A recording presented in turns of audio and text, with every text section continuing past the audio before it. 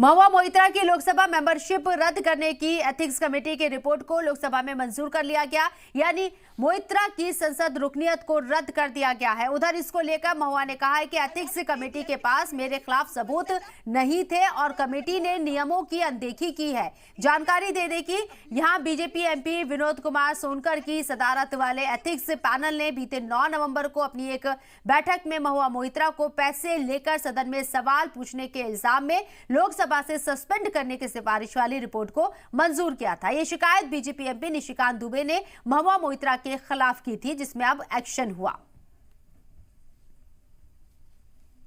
Constituency on the Bangladesh border.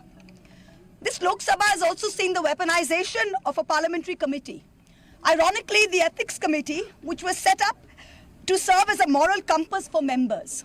Instead, it has been abused egregiously today to do exactly what it was never meant to do, which is to bulldoze the opposition and become another weapon to talk us into submission. This committee and this report has broken every rule in the book.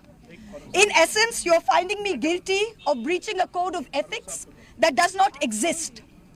The committee is punishing me for engaging in a practice that is routine, accepted, and encouraged in the House. The findings are based solely on the written testimonies of 2 private citizens whose versions contradict each other in material terms, none of whom I was allowed to cross-examine. One of the 2 private citizens is my estranged partner who, with malified intention, masqueraded as a common citizen in front of the committee. The 2 testimonies have been used to hang me. They're at polar opposites to each other. The complainant says I accepted cash in consideration from a businessman to ask questions in furtherance of his commercial interests. But the businessman's suo motu affidavit says I pressurized him into uploading questions to further my agenda.